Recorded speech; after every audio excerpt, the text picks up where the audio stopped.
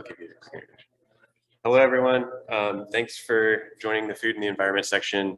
We have 4 presenters today, and the format that we'll follow is that Elizabeth will present first, and then Sung Hoon will give a 3-minute discussion on Elizabeth's research, and then we'll have general questions for like 4 minutes. But we have to stick to that pretty tight schedule, or we're not going to finish in an hour and a half. So all time and make sure we're on pace. But yeah, save your questions for after Sung Hoon's discussion then for this first one. But turn it over to you. Thank you, Jeff. Good afternoon, all. Thank you for joining us. I'm Elizabeth Shimbamsonda. I'm a PhD student at Virginia Tech. The paper that I'm presenting today, US consumers willing to pay a premium for bee-friendly beef, is in collaboration with my advisor, Catherine LaRochelle. And so as we all know, pollinators play a crucial role in agriculture. It is estimated that over 75% of food crops depend on insect-mediated pollination. However, there's been a decline in bee population. For instance, about 44% bee colonies were lost in 2017 in the United States alone. Because of this, there's need to restore bees, and this can be done by establishing what is known as wildflower enhanced pastures. For these pastures to be established, however, there's need for incentives to be created so that these types of pastures are adopted.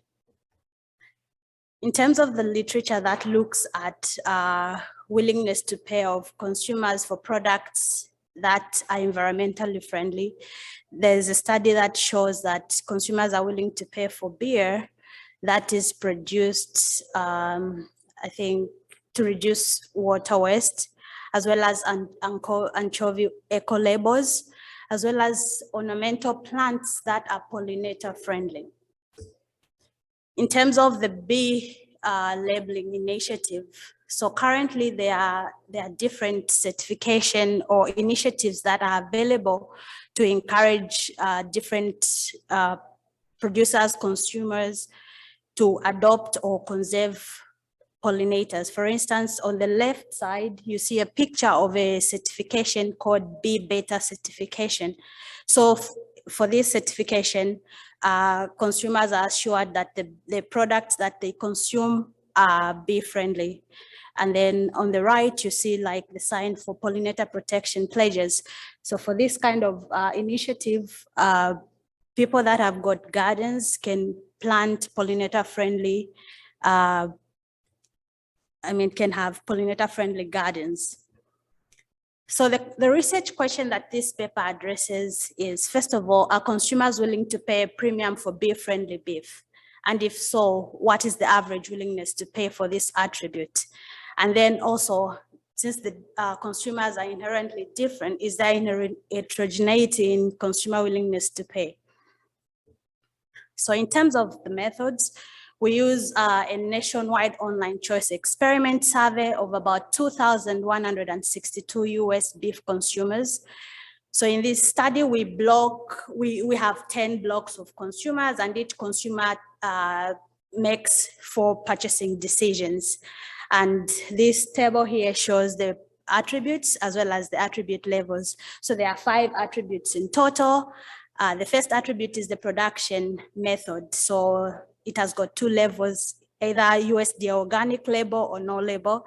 The second attribute is grass-fed. So this also has 2 levels, grass-fed label or no label, or conventional. And the attribute of interest is the bee-friendly beef attribute. And this has got 2 levels as well. And this is the bee-friendly beef label, or the second one is the no label. The 4th attribute is the origin attribute. So this attribute looks at whether the cattle are raised locally within the state where they are consumed, or are they domestically raised, so within the US but outside the state where they are purchased. And then the last attribute is the price, and it it ranges from $3.99 to $9.99. So this is the attribute that we use when we are that helps us compute the willingness to pay. So this is an example of a choice set. This is what the consumers saw, and they made about 4 purchasing decisions of this. So with different characteristics. For instance, the one alternative A has got the USDA organic label, beef-friendly beef label, grass-fed, which is 100% grass-fed, and the domestic, so raised within the US, whereas the alternative B has got different labels, and there's also an opt-out. So if they don't like any of these alternatives, they can just opt out. In terms of the econometric strategy, we use the standard random utility framework with a little bit of, we just make a bit of some changes. So consumer I's utility from ground beef alternative J in choice situation T can be, is estimated as in equation 1. So the no buy, this is the no buy alternative, and it is equal to 1 when the no buy alternative is selected and 0 otherwise. Prod is the production method, and then beef-friendly BF, this is the beef-friendly beef. Grass is 100% grass-fed. Origin is whether it is local. It's a dummy that equal 1 if local, and then price are the prices that I showed earlier. And the error term, as everyone knows, is assumed to be extreme value type 1. And then we estimate a fully correlated mixed logic model. And the reason why we chose this type of model is because, first of all, it allows for all sources of heterogeneity. There's a lot of discussion in the literature about like taking into account, especially scale heterogeneity. So there's a paper that shows that this study takes into account all those sources of heterogeneity. And then also, the other advantage when you have the exponential on the price is that you're able to get willingness to pay. The willingness to pay measure that you get has got finite moments that are well defined. And then, so equation 2 shows the ratio that we use to compute the willingness to pay for attribute K. And then in addition to that, we want to see, are there like differences in the willingness to pay across different beef consumers? So we estimate equation 3. So this equation sort of like includes interaction terms in addition to the attributes that we had in equation 1. So I'll start from like the attributes that have got interaction. So starting from like where there's beta 5. So there's beef-friendly beef is interacted with the income. So this is medium income. And then the other interaction is high income. And then the other interaction is beef-friendly beef with farm. So farm measures whether somebody lives on a farm, has lived on a farm before, or they have worked on a farm before. And then this interaction term, this beef-friendly beef times environmental food impact. So whether consumers care about the environmental impact of food production that they purchase. And then this other one measures whether consumers care about, whether they donate or volunteer to an environmental organization. And then this other one measures whether the environment, it's an interaction term between beef-friendly beef and whether consumers or respondents know about pollinators. So if they said that they knew about pollinators. And then the other one is an interaction that measures whether consumers think they have a role to play in the restoration of pollinators. And then this is how we measure the willingness to pay when we have got interaction terms. So the beta KD, these are the coefficients associated with the interaction effects. And then the D are the covariates that are entered as the interactions with the beef-friendly beef. So these are the descriptive statistics. So for starters, an average household spends about $44 weekly on beef. And then the price that they typically pay is about $6. Then we also, this figure looks at the beef products that are frequently bought by consumers. So you see that the majority of the beef is ground beef. And also at this point, I would like to point out that the product that we use in our choice experiment is ground beef, just because it is very frequently bought by most of the households in the United States. And then this other figure shows the purchase location. So where consumers or our respondents bought the beef product from, and the majority are from the supermarkets, which accounts for 89%. So these are the econometric results. The first two columns show the estimations from the mixed logic model without any of the interaction terms. And then the second two columns show the estimation from the fully correlated mixed logic model with interaction terms on the beef-friendly beef. So as you can see, the no-buy option in both model has got a negative coefficient. So this is expected. This is as we were expecting, because, and it shows that consumers would rather purchase one of the choose one of the alternatives as opposed to the no buy alternative. And then the beef friendly beef attribute, this is the coefficient, the mean coefficient is positive in model 1, and which shows that consumers care about this attribute. They prefer this attribute compared to conventional beef product or ground beef. And then 100% grass-fed as well as locally raised. So consumers prefer 100% grass-fed as well as locally raised ground beef compared to conventional ground beef. And then the price has got a negative coefficient on both in both regressions, and this is what was expected. And so looking at the mixed logic model results with interaction terms, so there's a negative coefficient on the beef-friendly beef attribute. However, take note that there are also these other coefficients that are equally that are significant.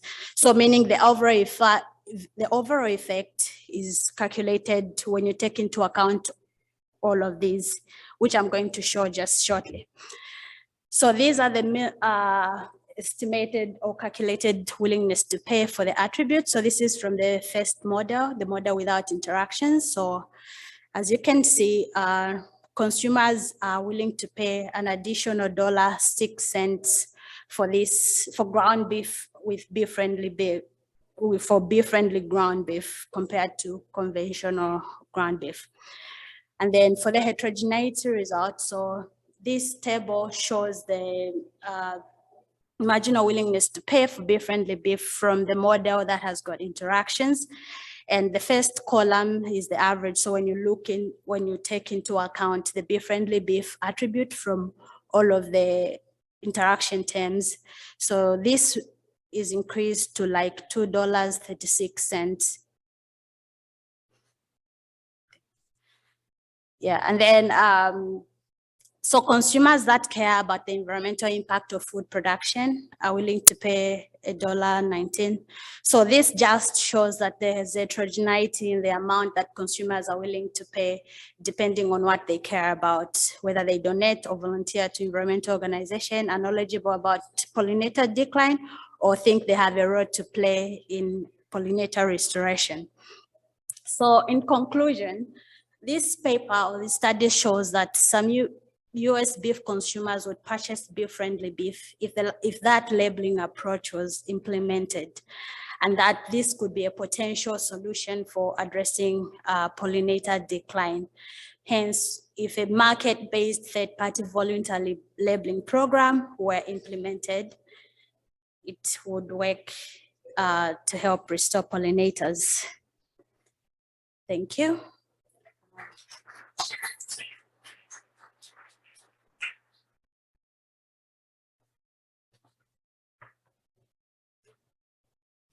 Hi, my name is Seung-Hoon Lee, and I'm going to briefly discuss Elizabeth paper. For the interest of time, it's going to be quite brief. Okay, so here we go. So uh, this is very timely and important question for food industry and for environment. And they designed a very clever survey experiment to elicit willingness to pay for otherwise difficult to measure attribute. And here are some questions and comments that I came up as I was reading through the paper. So the first and really basic simple question is why beef and like why not other products? So I was just curious, if beef is particularly important for bees, and why should we worry about bees if not like other animals? This is really simple question. Anybody with background may know the answer, but I found it a little bit you know that was one question I had. And more substantive question is the magnitude seems to be surprisingly large for me. So the willingness to pay for bee-friendly beef was additional $1.89 per pound of beef. And in a similar sense, willingness to pay for organic product is $0.25 and grass-fed beef is $0.64. And I was curious, why so large for bees that does not necessarily have private value? So in other words, if people consume organic or grass-fed beef, my understanding is that it's better quality than just regular beef. So there's some private benefit to it. But I was curious to what extent bee-friendly beef have such a private benefit, such that consumers are willing to pay this much amount of additional money to get this product. And in the interest of time, let me skip the last one. So one last question I had was, is $1.89 large enough to compensate potential loss from the supplier side? So in the paper, you discussed briefly, this higher willingness to pay may not guarantee supplying more bee-friendly products, because suppliers may or may not respond. They may or may not be enough to cover potential increase in the cost from the supplier side. So I thought it would be interesting to at least discuss briefly whether this $1.89 is large enough to cover producers' cost. All right, thanks.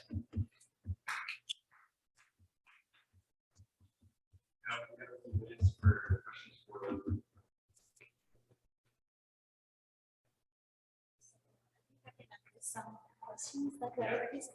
So beef, so the reason why we chose beef is, the reason why it becomes bee-friendly beef is because of the pastures that are used. So agriculture contributes to the decline in pollinators because of this, like maybe spraying with pesticides or not having grasses that are good for pollinators. And in the southeastern United States, particularly, the predominant type of grass that the pasture is tall fescue, which is not a native plant, and hence sort of like doesn't support pollinators. So that is the reason why we chose beef, because of the contribution of agriculture to pollinator decline. And then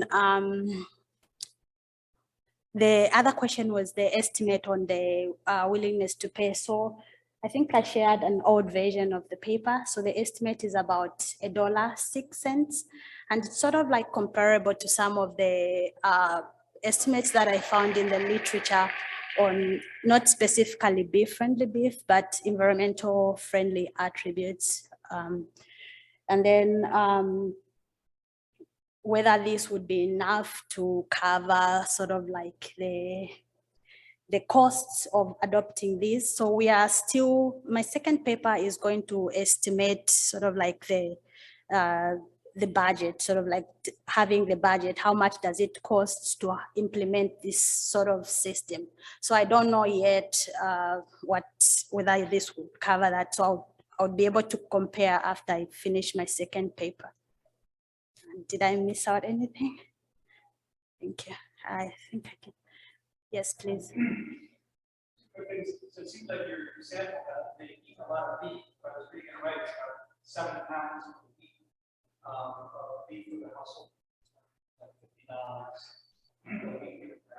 So I think the national average is probably around 3 or 4 for family of 4. So any sense of sample selection there? And since you didn't use the between suffix design, right? So were people betting on pasture fed and beef friendly? That is, it was beef friendly.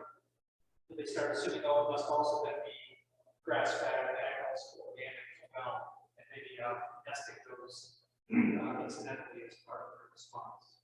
Oh, good question.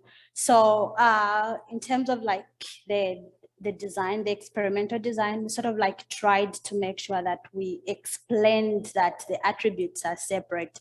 So for instance, if it is beef friendly beef, it doesn't mean it's grass fed. So yes, so that was just an example of one of the purchasing decisions. So there were about one consumer made 4 of those, right? And then they were blocked into 10 blocks. So there were 10 blocks, so different combinations. But what we did try to make sure though was that the combination were not dominated. Like it wasn't likely that I would look at alternative A and everybody would choose that alternative. So at least there were some, yeah, so they could make either different options depending on what their preferences are. And then, sorry, what was the second question? The beef consumption that was quite high, expensive. Yeah. Price per pound is very high. Right, so sort of like how we sampled, right? So this is we used an online sample. So this is not a randomized sample, but we did try to make sure that the income level as well as the age of the respondent sort of like were similar to the nation, the US. So I don't know, like, do you have suggestions of like maybe how we can? You probably screen out beef consumption, so you have only non-zero beef consumers. So perhaps we might have a sample on average for that group. Right, yes. So we screened people that were like 18 years and older, at least consumed beef products in the past months. Yeah, so yeah, probably we can do that. Thank you. Any more questions?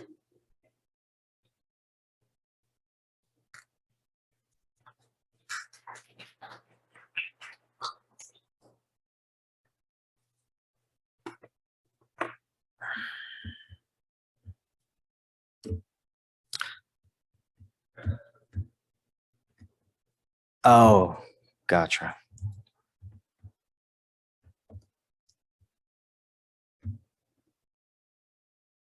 Awesome. Okay. Hi, everyone. So my name is Seung-hoon, and I'm a postdoc at MIT. And the title of the project has been slightly updated. So it's Corrective Tax, Household Production and Climate Change Mitigation, Evidence from Food Waste Tax. So let me start with a motivating fact that about 1/3 of food produced globally is wasted, and it's incurring massive social cost. And the largest cost is coming from greenhouse gas emissions. And the picture on the left-hand side shows that the life cycle greenhouse gas emissions from food loss and waste is about 8% of total global greenhouse gas emissions. And more surprisingly, it's comparable to the entire road transportation, which stands at about 10%. Unfortunately, food waste hasn't got much attention from climate policy perspective, but recently there's increasing call for curbing food waste to leverage mitigation potential from the agriculture sector. So how can we turn the attention to actual action? So a textbook solution, like Econ 101 type solution, would be impose a corrective tax at the level of social marginal cost on food waste, and it will achieve optimal waste quantity. And indeed, economists often focus on finding the optimal tax rate, tau star. However, whether the tax can achieve efficiency and why households would respond to such taxes are empirical questions. And about the if question, the answer to this question critically depends on household abatement strategies. So for instance, households actively engaging in, for instance, illegal dumping that is more of displacement of food waste rather than actual reduction, the efficient outcome won't be able to achieve. And also knowing the why question is very important for design of the tax, and also to have to design a policy that has external validity and to understand more deeply about the welfare effect. Unfortunately, there's very limited empirical evidence on this matter. So to the best of my knowledge, there's no empirical evidence on the effect of corrective tax on food waste, despite its greenhouse gas emissions. And even if we expand the scope to broader carbon tax, there is quite limited empirical evidence, especially when we compare that to policies like subsidies or standards. And the dearth of empirical evidence is coming from two major challenges. So first is data challenge. And it's extremely hard to measure household behaviors related to food waste generation. And the other issue is lack of policy variation. So food waste tax requires two conditions. First is the segregation of food from landfill waste, and the other is taxing on waste. And it's not hard to find a setting where either one of these two conditions are satisfied, but it's really hard to find a setting where both of these requirements are satisfied.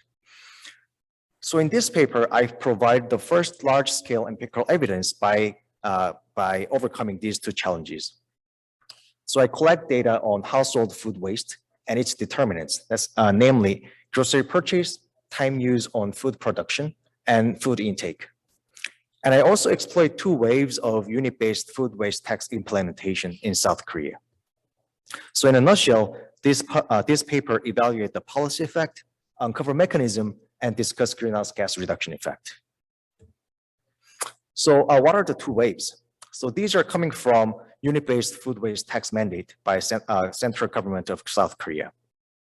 So the essence of wave one was actually segregation of food waste from landfill waste, but an unintended consequence was a partial unit waste tax implementation. So to be more specific, for apartments, food waste was collected using communal containers and residents paid flat tax.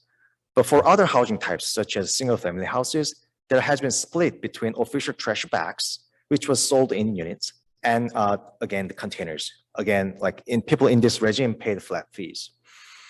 And these differences reflect waste pickup and treatment technology differences by municipality. So it's plausibly exogenous shock from the household's perspective.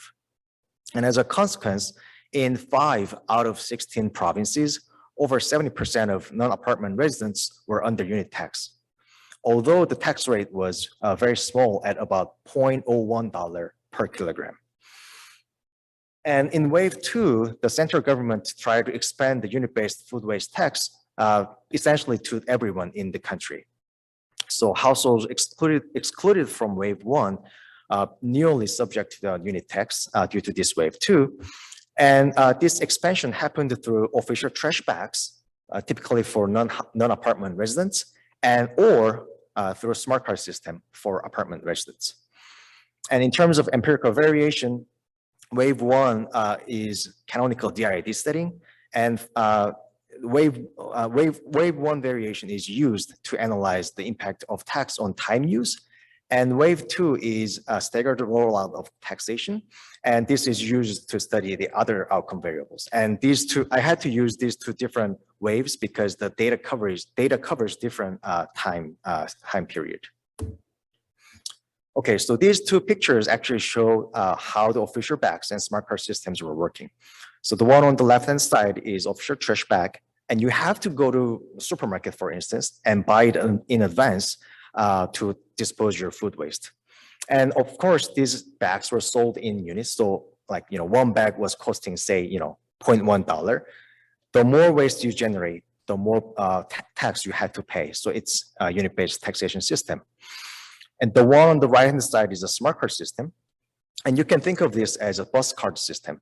So whenever you get on a bus, you tap your traffic card to pay the fare. Very similarly, you have to tap your card and the lid opens and there's electric weighing machine inside of this machine. So that whenever you dispose your food waste, it automatically measures how much it is and then charges you accordingly. And so given this background, institutional background, this paper is asking 3 specific research questions. First, does the tax reduce food waste? And to study this question, I estimate the causal effect of a tax on food waste quantity, food purchase quantity, and food consumption quantity. And this comes from the simple fact that the food waste quantity can be understood as a difference between purchase quantity and the consumption quantity. And second, how households reduce waste and also grocery quantity, and why a small tax has such a large impact. And to answer these questions, I estimate the impact of tax on time use on home meal production and also productivity, building on the household production model of Becker. And I also explore potential mechanism, especially I try to distinguish the pecuniary versus non-pecuniary effects of the tax. And lastly, what is the greenhouse gas reduction effect from this taxation? So for today's talk, for the interest of time, I'm going to focus on question 2 because I think that's the most interesting part of the paper, and also that's the newest part that I would like to get your feedback. But before getting there, I'd like to provide high-level summary of question 1 and 3. So whether the tax is effective or not, I find that the tax lowers per household food waste by about 20% or 54 kilograms per year, and grocery purchase by about 5.3% or 44 kilograms per year. And comparing these two numbers, 44 versus 55, suggests that actual reduction rather than displacement of food waste explains at least 80% of the reduction in food waste. And I also find that effect size is about 3 times larger for perishable items rather than storable items, which makes perfect sense that these taxes make perishable items disproportionately more expensive than the storable items. And I also find that the cooking quantity reduces by about 7%, but intake quantity does not change. These results are preliminary, so exact magnitude might change. But if we take these results, this suggests that households save resources without compromising their biological needs. And about question 3, the estimated greenhouse gas net reduction effect is equal to removing about 576,000 vehicles off the road. And this is after assuming the 20%. So I compare these two, it amounts to 80%. So assuming the rest of 20% of the waste is illegally dumped in landfill. So I take a conservative stance and assume that all the 20% goes to landfill. Still, after accounting for that, the net reduction effect is as large as this number. Okay, so now let's get to the second research question. And to understand why households respond to it and how they reduce food, grocery purchase quantity, we start from household production model from Becker. So let's consider production model where household utility is determined by the meal quantity and time spent on leisure and numeraire, where the meal is produced within household by using raw food input Q or grocery quantity or the time and the time. And under this framework, let's suppose that tax tau is imposed. Then grocery purchase quantity Q could go down for 3 reasons. First is input mix change. So now Q becomes more expensive than before. So people might use more time while reducing the amount of groceries. And the other could be productivity gain. So people may need less time to produce the same amount of meal. And there could be input quality change. So in other words, people might need less Q to produce the same amount of M. And an example of this would be buying pre-cut products, for instance. However, I did not find evidence of pre-cut products because if this is the case, the paid price should go up, but I don't find any meaningful change in the price that people pay. So this productivity gain is still in progress, and I'm going to share my results about this input mix change. Okay, this table here shows what happens to time spent on food production within households after food waste taxation. Column 1 shows that overall food production time goes up by about 15% after the taxation. And this can be converted to about 10 minutes per day. And in column 2 to 5, I break down the total production time into smaller pieces. And these estimates suggest that all stage of food production time has gone up. So namely from planning, shopping, cooking, and preserving the leftovers, all of those activities have experienced a higher amount of time. And in column 6, I find that there's about 8% reduction in non-food homemake activities. Although, this is statistically insignificant, I take this as suggestive evidence of substitution between food and non-food homemaking. And this is event study plot showing the time use effect. So the time use survey happens only like every 5 years, and I'm using wave 1 as the policy experiment here. So I only have 2 pre-periods, but at least in 1999, there was no difference between treated group and control group in comparison to 2004, but there's a sharp increase in policy effect in 2009. That's what we have seen in the table before. Okay, so the effect of tax on grocery purchase and food time suggests that the change in input ratio is about 21%. Recall that the time increase was about 15% and reduction in grocery was about 5%. So the change in input ratio is about 20%. And how can we compare this to earlier works? So to get there, we can start from thinking about the elasticity of substitution in home meal production. And earlier works have shown that it's somewhere between 1.2 to 2.6. So in our setting, at the mean food price level, introducing food waste tax means increase price by about 0.4%. And if we take the elasticity of 2, it means that input ratio should change only about 0.8. And what's the implication? So I first want to show that the pecuniary incentive or the price effect of tax seems to be very small. This is what happens to grocery quantity when the intensive margin effect, in other words, conditional on unit-based taxation, what happens to grocery quantity when the tax rate is going up? And we find nothing here. So it seems like non-pecuniary motives dominate the tax effect. Again, let's take the elasticity of 2, and given that the input ratio change was about 20%, the price ratio change that can rationalize this number is about 10% reduction in relative price. And given that the tax increased P by only about 0.4%, this input ratio of minus 10% suggests that households perceive tax like 25 times higher than the face value. And combining this fact with no intensive margin effect, it seems like tax affect behavior through non-pecuniary motives primarily. And this is consistent with other papers that have shown emphasized the role of non-pecuniary incentive in small tax settings. So for the interest of time, I'll have to skip unpacking the non-pecuniary motives part, but the bottom line is that it seems like the tax generates new information which could have increased the awareness so that households are fixing their behavior. So in other words, they were using too much food input, too less of time input before the tax, but now they realize that they can add a little bit more of time and use less input and save some money, which they can use it in somewhere else. I want to show this graph, and again, for the interest of time, I just want to point out one thing. This is what happens to food demand before and after the tax change.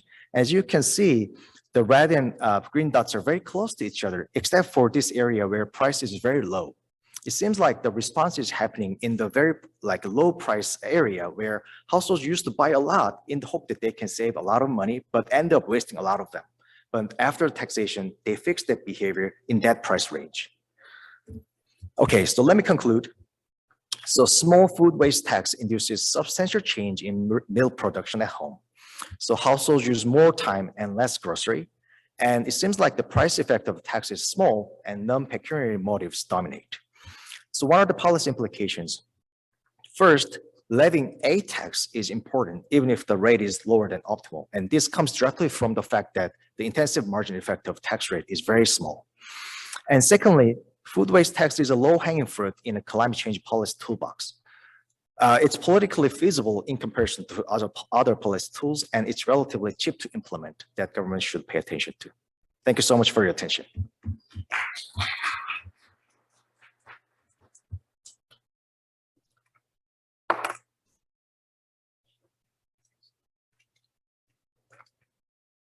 Thank you so much for your great presentation, Lee, and the great manuscript. I really enjoy reading your manuscript, and it's a very interesting study. A few years ago, we had a small group workshop with economists from different areas, but I don't think any of us were experts on food waste. But we talked about food waste, and one economist said, we are all economists. We know the magic hand would work. Why don't we increase price, or we apply food waste tax to mitigate the problem? I have been thinking about her question for many years, especially whenever my daughter wasted her food.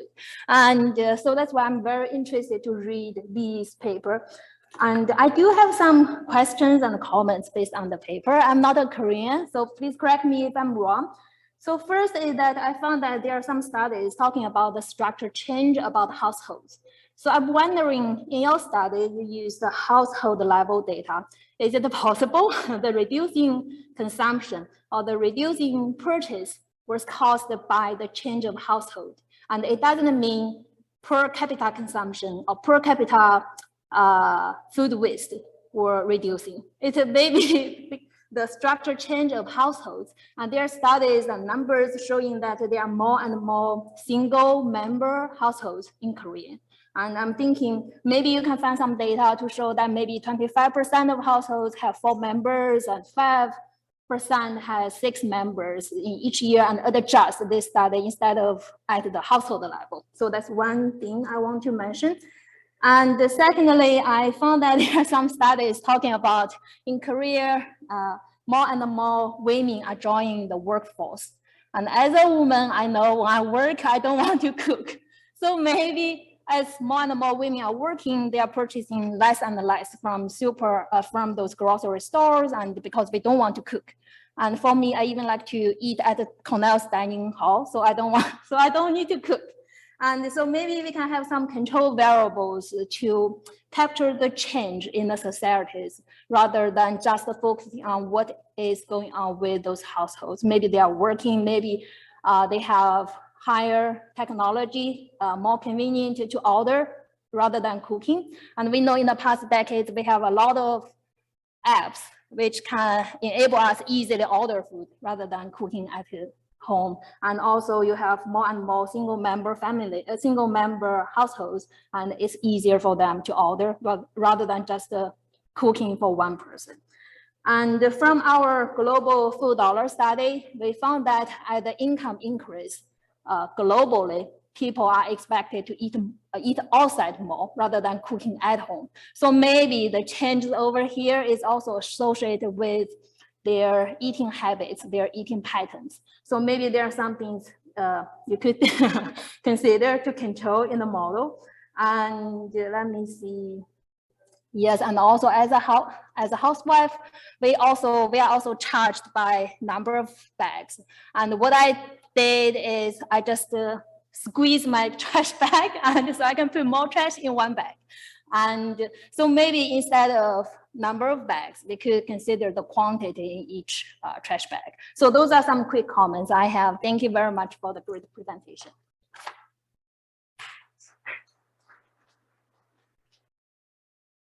All right. How much time do I have? Maybe why don't I just first take the questions and then answer all, given the time limit. Yeah, please. So fantastic work. I think this will change discussions in the US about food waste models. I think the point I've always heard about the cleaning time was very interesting, because I've heard that what happened post implementation was that people would drain the water out of their clippings, and so that would collaborate with this. That was how long your cleaning time. So I like that. The transferability outside of Korea, this is my key question. There's a lot of infrastructure costs in the US, for example. Even getting recycling to apartment buildings is very difficult in many municipalities. This type of infrastructure might be more difficult. And I wonder, there's been past work on, there's a trade literature called Pay As You Throw, and that has incidentally captured past food waste as part of municipal waste in the street. It'd be very interesting to see if you could compare the elasticities to the Pay As You Throw literature, and see what might be the more elements of tax always, which will have water effects on greenhouse gases, learn to then require segregation of waste first and tax only waste. Because I think this could still be very important, but I'm just wondering if more relevant solution. Yes, yeah. I'd be happy to answer those questions, but any other questions before I answer questions? Yes.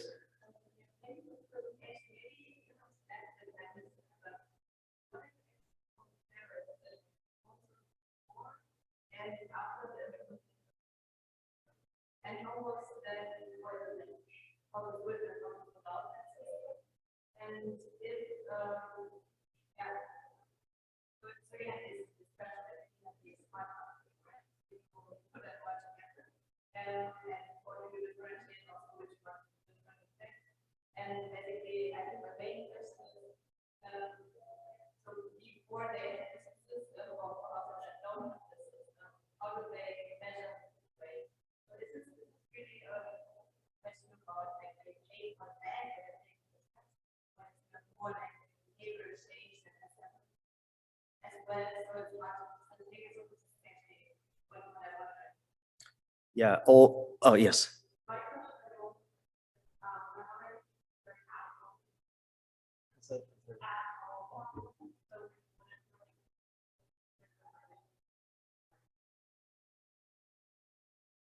Yes, all of those are really great questions. Do I have any time?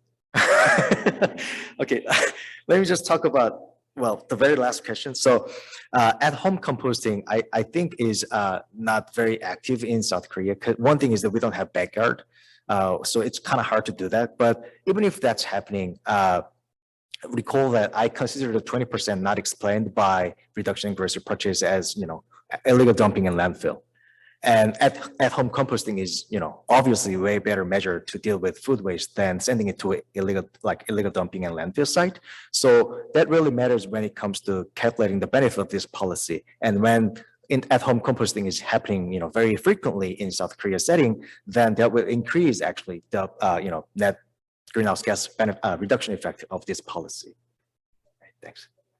Yeah, thank you so much for your attention. Again.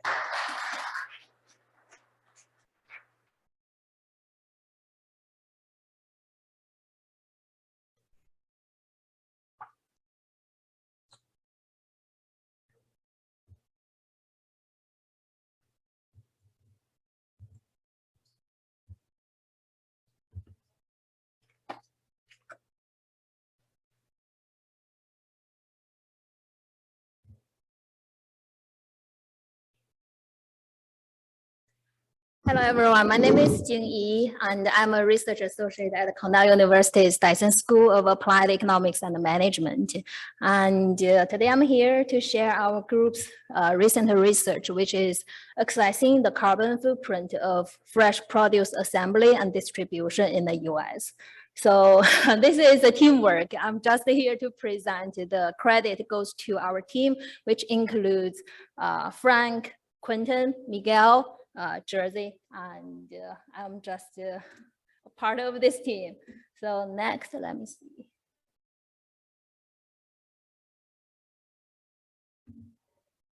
There. So at Cornell, we have been collaborating with USDA, ERS to develop this food environment data system. We want to analyze the natural resources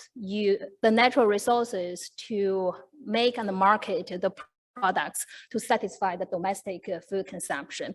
And to do so, we collect the data from many different sources, and we manage and update the data in a cloud-based data warehouse.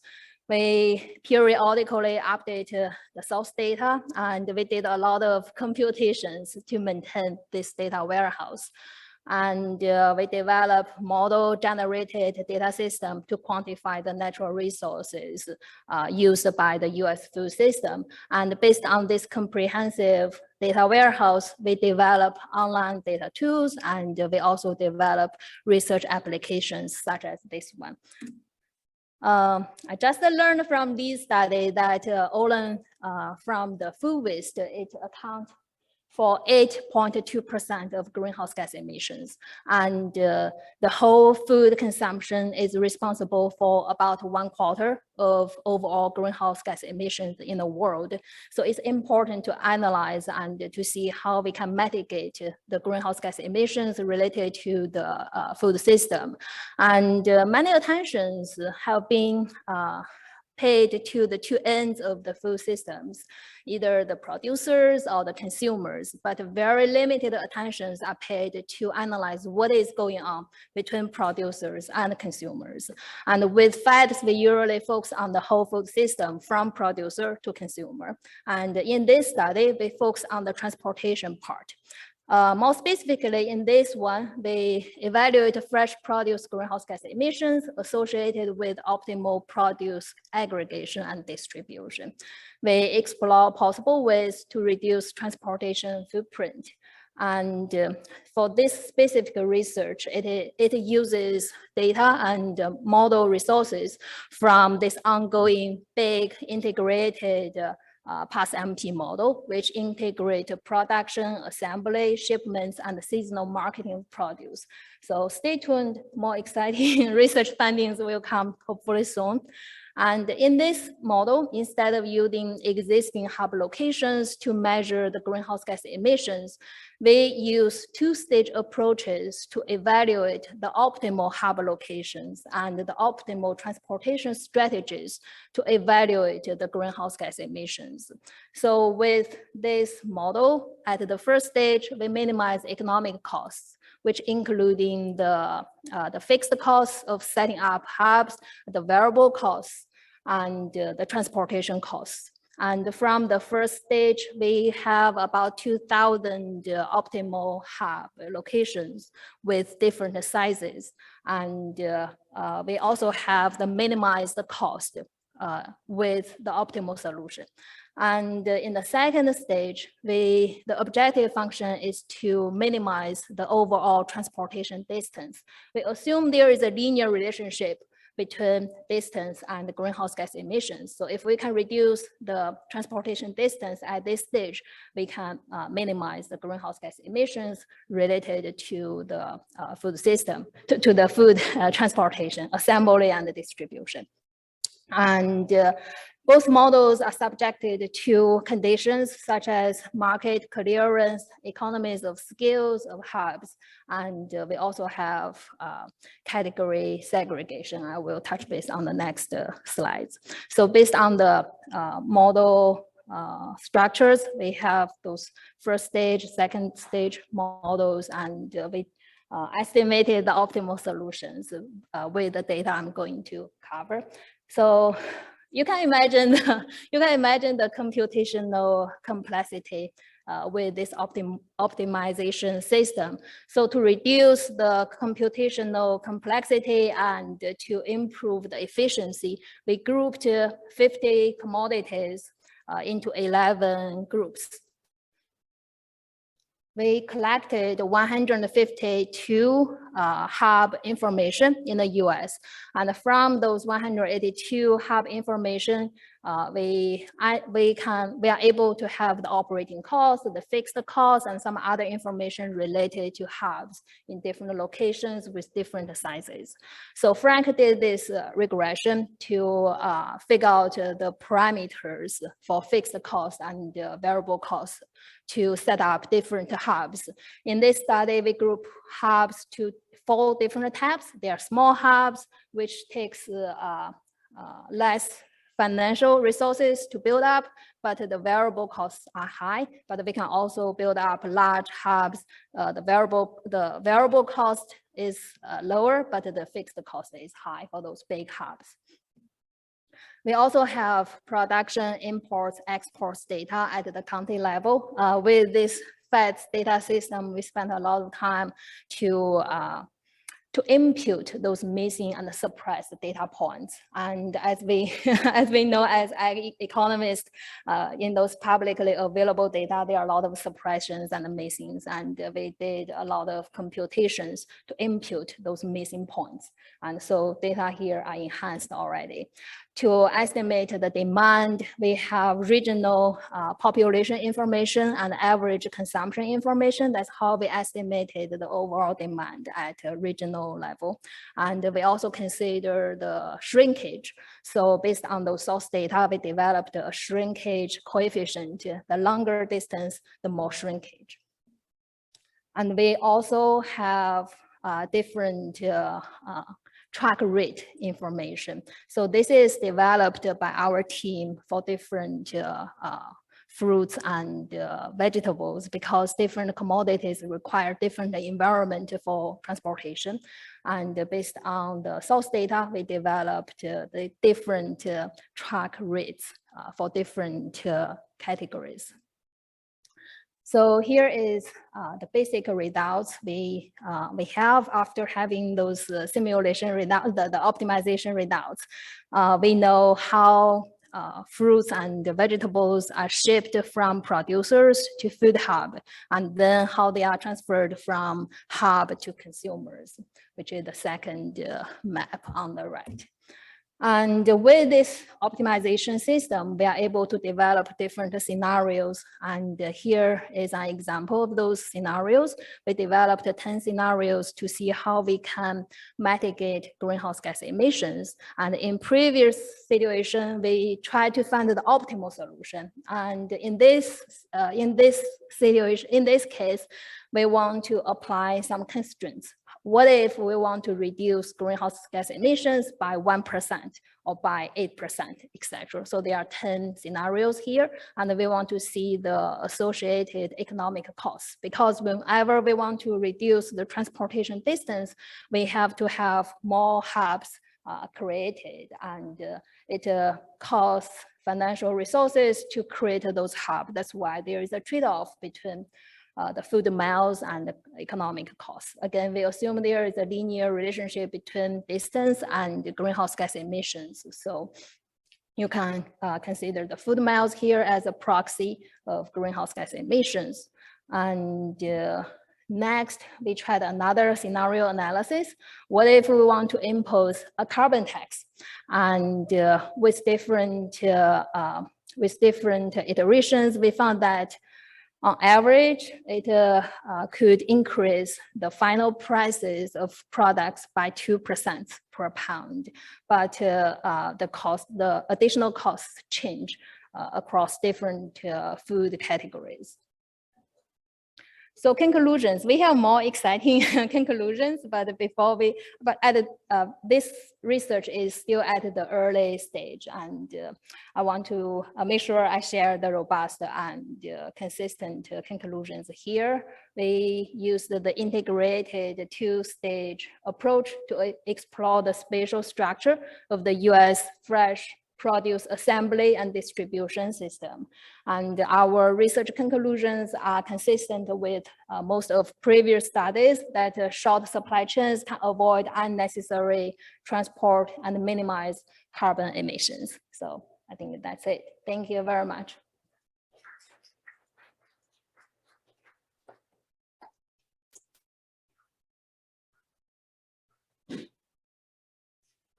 So I first want to thank Jing and her team. This is a massive data undertaking, obviously, and assembling all of the data sets from all of the different produces and all of the different hubs. I imagine is not an easy task, and I think in order to find solutions for food and environmental issues, these holistic approaches are needed, and oftentimes what we're doing as economic researchers is just providing inputs right into some of these holistic systems. So yeah, I commend the team for the massive undertaking that this is. Yeah, so for suggestions and questions that I have, I know there's a large literature. Yeah, I should clarify that this is not my specific area of research, so I'm not going to be able to provide the best feedback, but I know that there is an area of research that considers how market power plays into the location of different processors, and spatially locating to be you know, maybe the sole processor of certain products from a certain area, and choosing the location to where to locate based on where everybody else is located. And so, you know, that's a cost as well that is potentially in the processor's objective function, depending on if there's an ability to exercise market power in those markets, right? So I think as well as sort of like taking this to policy, it'd be interesting to know like how many, like, I don't know if it's miles is the metric, but like how many miles away are we from the optimal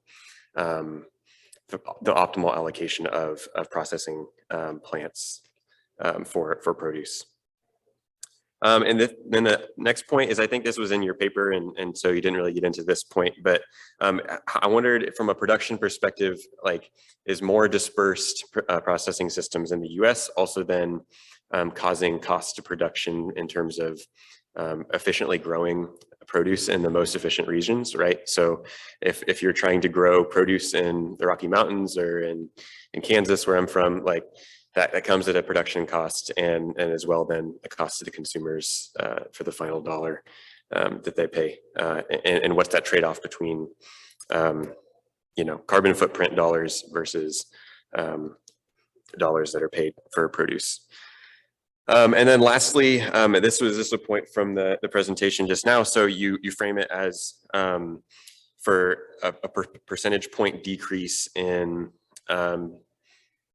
miles traveled or food miles. How does that translate to cost?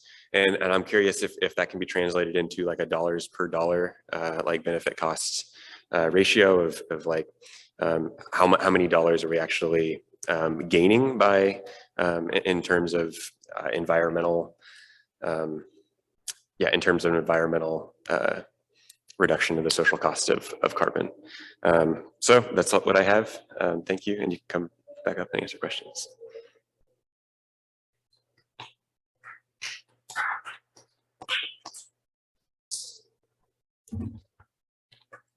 So any questions? Yeah, please go ahead.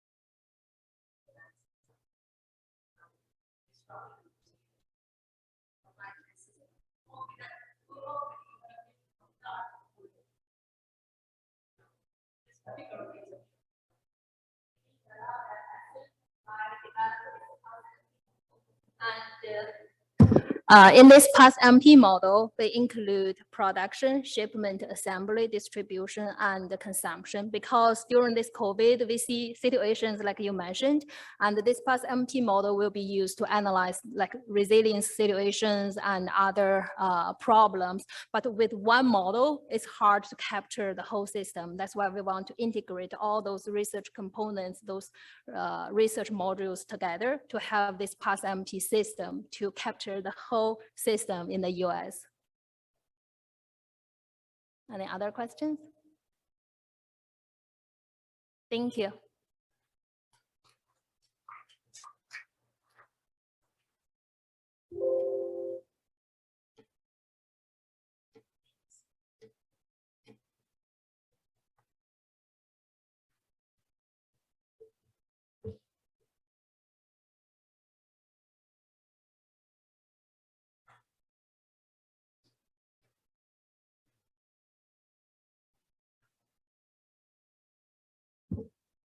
Okay, hello everyone. My name is Jeff Hadacek. I am a job candidate at Davis this year, and this paper is a part of my work in my dissertation, calculating the cost of nitrate pollution in drinking water in the US. And so for me, this question kind of came about as a personal experience, and my hometown in Kansas has been dealing with nitrates in drinking water for the past several years. And it has led to sort of these postings in the local newspaper, warnings, do not drink the water, and especially giving emphasis that infants below about the age of 6 months and expecting mothers should also not drink the water. It's not safe to drink. And so this has also led then to discussions at the city council as to how to deal with this problem. The final solution has been to build a $4 million water treatment plant. And for a town of 2,000, that's a pretty substantial cost to the taxpayer for those 2,000 people and the people that are affected. And so more generally, nitrates provide for agricultural production immense value to producers in terms of yield and profitability. However, we've learned a lot in the last 20 years about the costs of nitrate pollution in water systems and nitrate leaching. And again, these health risks associated with ingesting nitrates are particularly important for infants. And so drinking water pollution in general in the US happens more often in rural areas. And this is primarily for two reasons, is that one, rural water systems in the US are more groundwater reliant than urban systems. And secondly, it's the connection to agricultural production, right? As if you're closer to the point source of the pollution, you're more likely to be impacted. And so there have been other studies that have calculated these costs of nitrate pollution in surface water systems, and particularly through algal blooms, hypoxic zones in the Gulf of Mexico, and as well as like the recreational use, the lost utility of not being able to go out onto the lake because there are algal blooms. However, this study is one of the first in economics to study the economic costs of nitrate pollution in drinking water. And the extent to which nitrates impact health is obviously dependent on the ability of the individual to adapt to the hazard if they know that it's present. And regulation in the US, the Safe Drinking Water Act regulates water systems that serve over 25 people. And generally in the US, water is safe to drink. Like you can go to the tap and you can have confidence that the water is safe to drink, right? But however, the Safe Drinking Water Act utilizes public information and public notifications to inform individuals when their water is unsafe to drink. So like the slide that I showed at the beginning, it alerts individuals that they should avert their behavior elsewhere. And in other settings and other scenarios of averting behavior towards drinking water quality degradation, we have found that individuals respond heterogeneously to this information. And some of the reasons that have been explained are education and news reports. So is this a publicly available news report to everyone that's accessible to everyone in these areas? And furthermore, constraints like income, access to grocery stores to be able to buy bottled water may leave these individuals persistently exposed if they don't avert their behavior as they're alerted. And so the research questions of this project are threefold. Is one, how do individuals respond at a baseline to Safe Drinking Water Act nitrate violations? And I will do this by using an event study to measure the effects on bottled water purchases and soda purchases in the weeks after a nitrate violation. Secondly, how does this averting behavior differ based on these socioeconomic constraints that they're present? And the ones that we'll look at specifically today, because those are the ones that we find some significant effects for, are food deserts and income, and as well as the cost of bottled water to individuals. And then lastly, assuming that individuals are not able to protect themselves, or that they do protect themselves at different levels, what are the health consequences of these same constraints in these areas, particularly on infant health? And so, like I mentioned, the Safe Drinking Water Act is the setting in which we are studying this question, and it regulates water systems in the US. public water systems in the US. So importantly, there's also millions of people that rely on private drinking water wells that are not regulated, that we don't have very good data on. And those are as well like a cause for concern in terms of nitrate contamination in the US. Whenever a public water system tests above the 10 milligrams per liter threshold for nitrates, the public water system is required to notify consumers via newspaper, personally handing out flyers to the individuals that are affected, posting in public areas that might be affected. And again, I can tell you from my personal experience from my hometown's newspaper, this is published every week in the paper as a reminder until basically the situation is resolved. And so the Safe Drinking Water Act regulates like over 90 contaminants, but for nitrates in particular, and then a few other contaminants in drinking water systems, public notification is required within 24 hours of realizing that the violation is detected. So there are some looser constraints for other contaminants that don't pose as significant of a health threat, but nitrates, the public notification and the violation happen basically simultaneously in this setting. And so just to view the spatial distribution in the US again, I'll say that this corresponds with the rate of nitrate violations that we see distributed across the US is highly correlated with where people are groundwater dependent. And particularly you can look at like the Central Valley of California, these areas in the Ogallala Aquifer across the Midwest, and these are groundwater dependent areas as well in Minnesota and Wisconsin. And so infrastructure gaps in rural areas may particularly provide an avenue in which individuals are not able to protect themselves. And for this study, we'll use the definition of the USDA's Food Research Atlas, which is an individual is located in a food desert if over a third of the population in their census tract is over a mile away from the grocery store in an urban area, or it's over 10 miles away in rural areas. And we also know that there's this sort of confounding in food deserts. It's not only the increased access costs of driving to the store, but there's also in food deserts, prices for foods typically tend to be higher. So we can't necessarily disentangle the relationship between those two of price or of location. And yeah, so those two things are both affect individuals in food deserts. And again, so just to sort of like show where the areas again where food deserts are most prevalent for those populations. It's a lot of the times concentrated in the Midwest, and again we see in the West that there are food access issues. And so for the data that we use for this project, we utilize beverage sales disaggregated into bottled water purchases and soda sales at the store week level provided from IRI in partnership with USDA.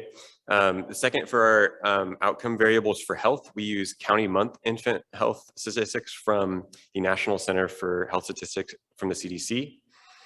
And then our treatment or our exogenous variation comes from these Safe Drinking Water Act nitrate violations that happen over the span in communities across the US from 2010 to 2020. We control for weather data, assuming that hotter weeks induce more purchasing of bottled water. And so we control for those things as well. And then lastly, we'll interact the treatment effects with these cross-sectional demographics, like being located in a food desert and being low income. And so this setting is a perfect example of where there may be issues in the staggered difference in difference by using two-way fixed effects. And there's been a large literature that's shown that those treatment effects may be biased if you only account for two-way fixed effects and there's heterogeneity across time. And so there's also been a large number of papers that have recently come out since this identification of this problem that have suggested alternative estimators that produce unbiased estimates. And so estimator that I use for this work today is this two-stage difference in difference approach proposed by Gardner. And essentially, you use the not yet treated units before, say, a store is treated in this setting, and you estimate the fixed effects for that store, both the time and the unit level fixed effects in the first stage, and then you take the residuals from that first stage and then estimate that on your treatment. And so this controls for any of the bias that potentially would exist from heterogeneity and treatment across time when using two-way fixed effects. And so that to motivate this, we think about this in an event study framework where in the weeks leading up to a nitrate violation, you plausibly have no information that would lead you to believe otherwise, that your water is nothing else but safe to drink. And so then the weeks, immediately the week that a nitrate violation occurs and the weeks after, we would anticipate that the treatment would induce consumers to buy more bottled water or soda purchases. And since in this setting, all of our water systems also come back to return to compliance at different times, I split the main treatment effect into both a compliant treatment effect. So this captures the post weeks systems that are compliant, and then a variable that captures the effect of stores that remain in violation, areas that remain in violation after a Safe Drinking Water Act violation.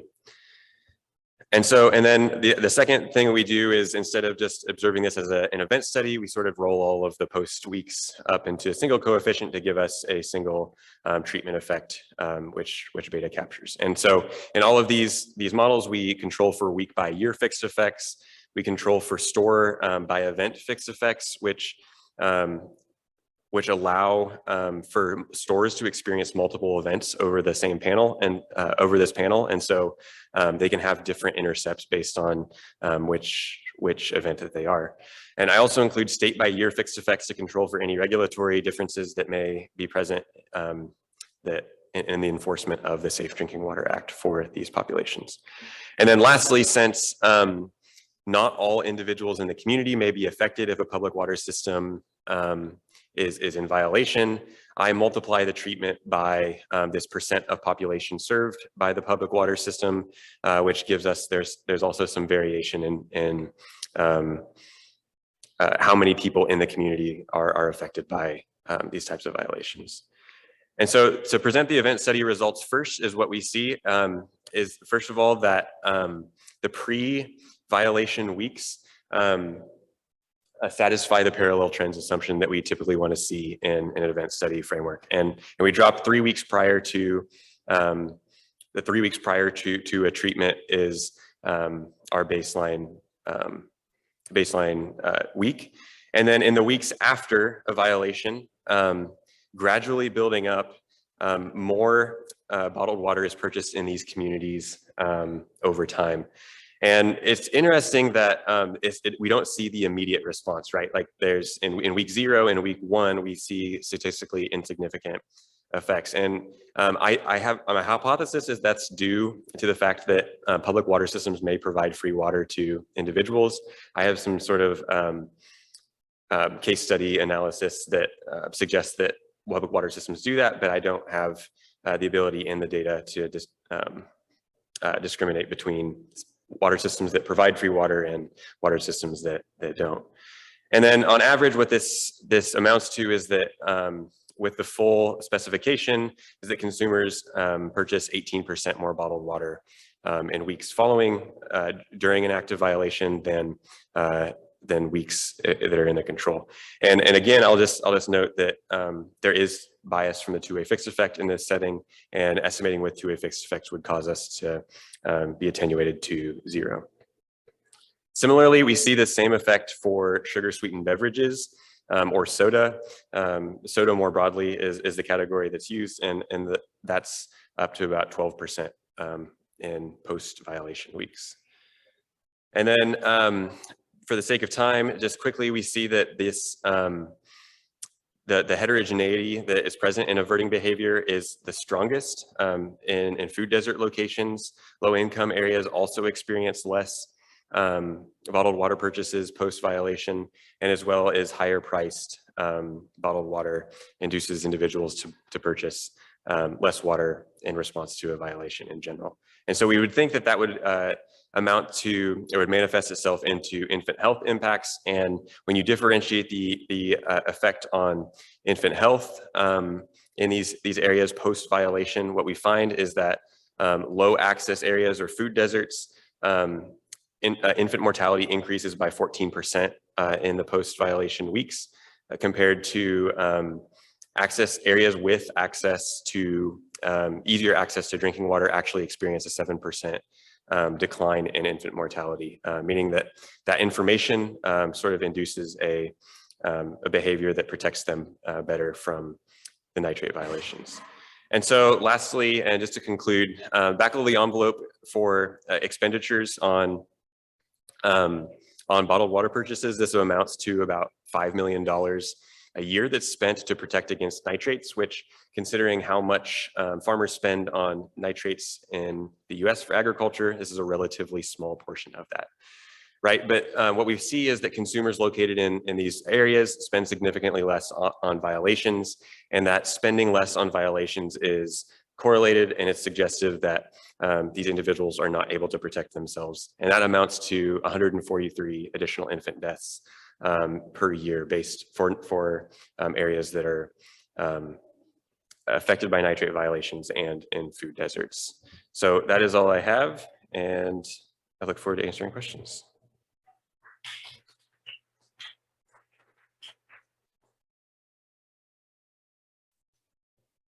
Thank you for that presentation. I just have a few comments and questions.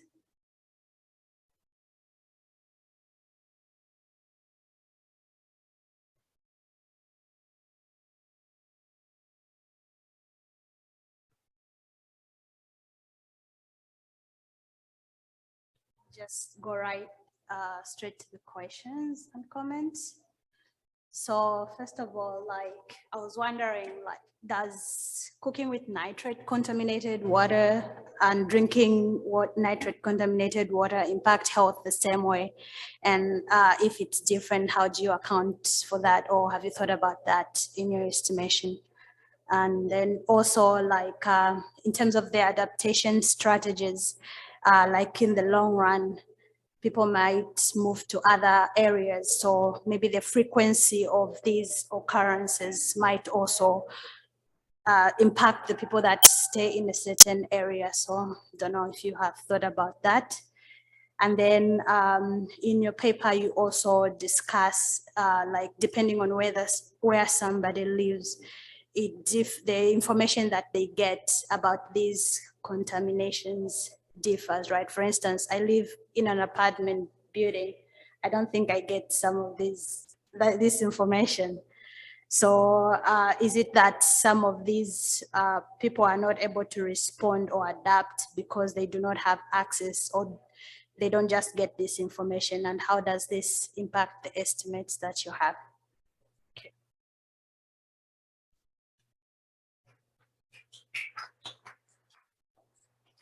Yeah, so just quickly, I'll address these questions.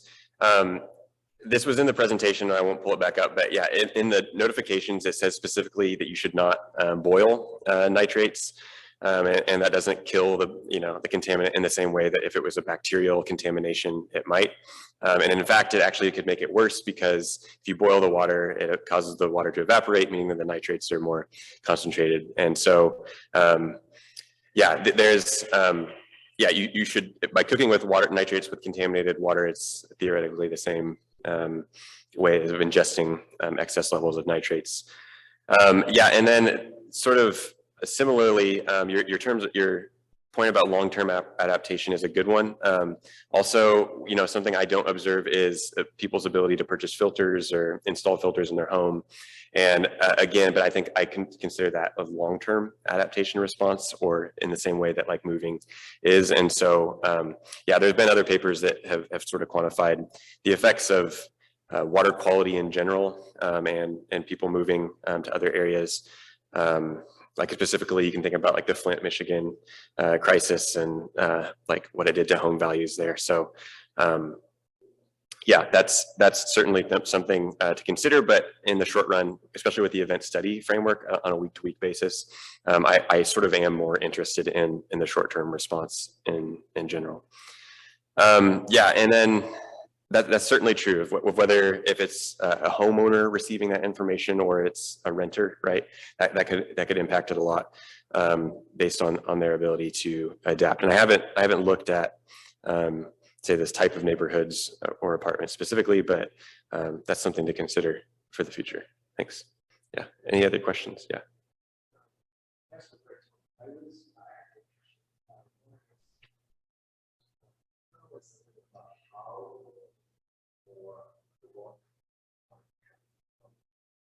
Yeah. Mm-hmm.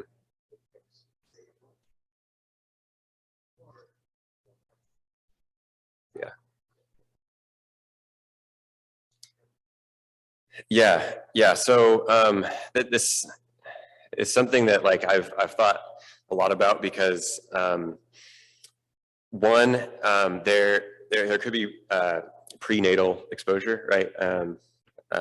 Inner utero exposure, but based on mother's exposure to nitrates in water, and so then that could lead to adverse birth outcomes, whether that's through low birth weight. And I sort of addressed low birth weight in the paper, but I didn't in the it didn't in the presentation, or like other adverse outcomes like abnormal conditions or something like that. So from that extent, like the impacts could happen, like if the nitrate violation happens today, those health effects may not be present for 9 months into the future, right? Because we wouldn't observe that in the data until 9 months from now. However, for say like post-birth exposure for infants under 6 months that this is sort of targeted at, the case studies that study blue baby syndrome, which is what nitrate ingestion causes in infants, it's a matter of like days or weeks. And basically as like there's more nitrogen in the blood, it decreases the oxygenization, I have a hard time saying that, process in the blood. And so that's why it infects infants more so than say adults, but yeah.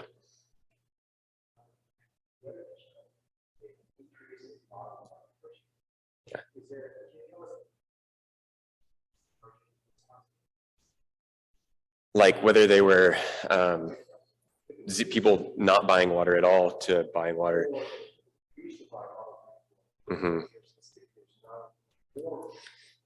Yeah. So it's I can't disentangle that because this is retail like scanner level so I don't know exactly who in the community is buying water, but it's like the aggregate of the entire community. I could look at household level purchasing patterns from like scanner data for individuals that maybe they never buy water until they're alerted or whatever. And so yeah, that's certainly something I could disentangle, but I would need to have a new data set to do that. But yeah. Any other questions? Great. Well, thanks to all of our presenters and thanks for attending today.